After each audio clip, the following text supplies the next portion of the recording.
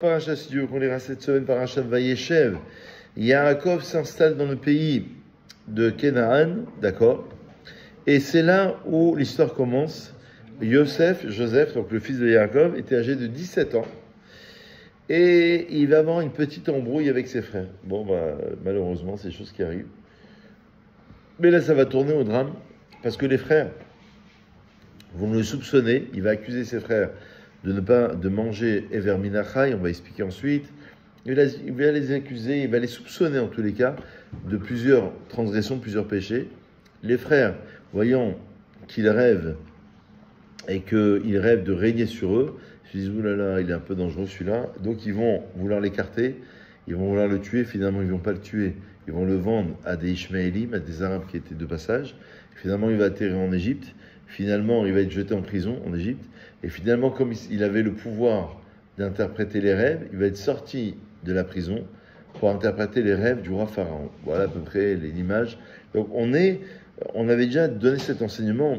Le livre de Bereshit, le premier livre de la Torah, en fait, s'inscrit dans un problème de fraternité, de problème entre les frères en vérité. Alors soit ça peut être des frères d'une même famille, ça peut être entre les frères juifs, c'est-à-dire entre les frères d'Israël, c'est-à-dire des fois il y a des petites divisions, des petites séparations. Ah ben merci beaucoup. Ah ouais, c'est un demi-sucre, avec plaisir, merci. Hein. Oh, Razak, quel service, Razak. Donc en vérité, c'est un problème. Et à la fin du Sefer Bereshit, parce que je vous rappelle que le livre de Bereshit commence par une séparation entre Caïn et Hevel. Donc déjà, Caïn tue Hevel, déjà, par rapport à un sacrifice qu'ils ont offert. Ensuite, on a bien sûr Esav, avec Yitzhak, où il y a là une séparation entre les deux frères, Yitzhak et Ishmaël, pardon. Yaakov et Esav, où Esav, c'est la paracha de la semaine dernière, d'hier, où il veut carrément tuer son frère, finalement il ne va pas le tuer, etc. Donc on a tout ce problème entre les frères finalement. Mais encore une fois, on peut élargir le sujet, ça veut dire que ça peut être entre les frères juifs du bien général. Mais la bonne nouvelle du Rav Hirsch, c'est qu'à la fin, ils se retrouvent. Les frères se retrouvent parce qu'à la fin, Yosef va devenir vice-roi en Égypte et il va accueillir ses frères, il va les faire passer pour des espions et à la fin, il va leur dire, c'est moi, Ani Yosef Achichem, Hashem Bechartem Otim Israïma, c'est moi que vous avez vendu en Égypte. Donc finalement, d'après ce premier enseignement, c'est le retrouvaille entre les frères. Alors, qu'est-ce qu'il disait comme parole médisante d'Ibata Bra'a sur ses frères? Yosef, d'après Rashi, rapportait à Jacob, donc le père, tous les écarts de conduite qu'il observait chez les fils de Léa. Donc il y avait déjà un problème entre les fils de Léa et les fils de Rachel, parce que Jacob avait 4 femmes. D'accord?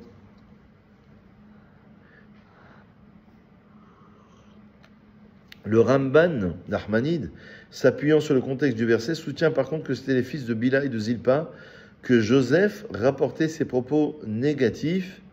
Donc il y avait une forme de jalousie. En fait, sur les choses plus profondes, c'était de savoir qui allait régner. D'après les frères, c'était Yehuda qui devait régner, parce qu'il y a 2 messies. Et d'après Joseph, c'était Joseph. Il y a le messie fils de Joseph. Et donc c'est la réparation du monde, parce que Joseph, il va être vice-roi en Égypte, donc il va gérer, ça sera la fin du livre de Bereshit, l'économie du pays, le politique, le social. Et Mashiach ben David, c'est carrément l'accomplissement. Vraiment le Messie, la rédemption, c'est la connexion avec Hachem. Donc il y a 2 étapes dans la révélation, 2 étapes dans la délivrance. Donc chacun, il disait, non, c'est Yehuda. Yehuda, c'est David. David, c'est des descendants de Yehuda, c'est la même chose. Et les autres disaient, non, c'est Joseph. Et voilà, donc dispute, qui va régner? Dans un autre registre, c'est la paracha d'hier et de la semaine dernière, c'est Yaakov et Esav. Qui va régner? Qui prend les bénédictions? C'est toujours le même problème. Regardez Israël d'aujourd'hui, un des problèmes majeurs, c'est à qui revient cette terre? En fait, on revient sur le même sujet. À qui revient la terre d'Israël? Donc les uns ils vont dire c'est nous, on était là, les autres ils vont dire non, on va dire non, c'est nous, on était là avant, et chacun il va... En fait, c'est toujours un problème un petit peu de jalousie, quoi, finalement, entre les uns et les autres, de préséance, de priorité. Qui a vraiment la priorité? Qui obtient vraiment les brachot? Yaakov ou Esav? Pourtant, c'est 2 frères jumeaux. C'est quand même 2 frères jumeaux, dans le même ventre de leur mère, quand même. On pourrait dire, bon, l'un, c'est l'autre. Non. Et il y a la jalousie, séparation. Et on retrouve ce problème chez Yosef et bien sûr ses frères. Le Zohar, en vérité, il dit que c'est en raison de sa supériorité spirituelle et morale que Jacob a favorisé Joseph. Parce que Yaakov, il préférait Yosef. Il disait non, d'abord parce qu'il lui ressemblait, déjà physiquement, mais plus que cela, il y avait des ressemblances aussi spirituelles. Dieu proclame son amour pour Israël et sa haine pour Ésav. Donc ça veut dire, c'est comme si que, d'après le texte ici, c'est comme si qu'il avait l'héritage spirituel. Ça veut dire que Yaakov, pour lui, la suite, c'était Joseph. Donc, quelque part, il lui a donné une tunique. La tunique que lui-même avait reçue de ses aïeux, de ses ancêtres, etc. Qu'il va donner une forme de préférence, si on peut dire, à Yosef. Ça veut dire qu'il va croire que l'héritage spirituel, d'après le Zohar, c'est Yosef. Qui ben Zekonimulo, parce que c'était le fils de la vieillesse. Vous savez qu'il y a le fils de la jeunesse et le fils de la vieillesse. Parfois, on est plus tendre avec le fils de la vieillesse, parce qu'on a pris de l'âge, de la maturité, on voit les choses autrement. C'est pour ça que les grands-parents sont moins sévères avec les petits-enfants aussi. Alors, ce n'est pas leurs enfants, mais il y a aussi la sagesse et un peu plus de recul sur la vie. Quand on est jeune, on n'est plus... D'accord ? Yaakov avait eu Joseph à un âge avancé, d'après Rachi. C'est pour ça qu'il avait une infection. Une infection particulière. Alors, qui ben Zekonim, c'était le fils de sa vieillesse. D'après le Midrash, il dit, ces Ziv, Ikonim, c'est les traits du visage. C'est-à-dire, en vérité, ils se ressemblaient. Donc, évidemment que la ressemblance physique, elle enseigne sur une ressemblance spirituelle entre les deux. Donc, voilà le contexte. Et ensuite, comme je vous l'ai dit, Joseph, il va rêver qu'il règne sur ses frères. Et en raison de ses rêves, il va vouloir l'emporter en disant, ben non, la mission d'Israël doit passer par moi. Et les frères, ils disent, non, la mission d'Israël, elle doit passer par Yehuda. Et c'est là où l'histoire commence.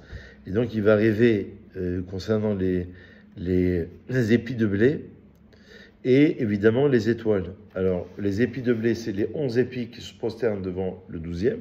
Le 12e, dans l'allusion du rêve, ça serait Yosef. Et les étoiles aussi, les 11 étoiles devant la 12e qui serait celle de Yosef aussi. Alors pourquoi on va faire deux rêves qui sont similaires, qui veulent dire la même chose? C'est qu'un, c'est dans le blé, c'est la matière, dans le monde de la matérialité, et les étoiles, c'est dans le monde de la spiritualité. Donc voilà quelques petites idées, juste pour mettre un pied à l'étrier sur cette belle paracha de Vayeshev. Shavua Tov à vous tous, Chazak Ubaruch.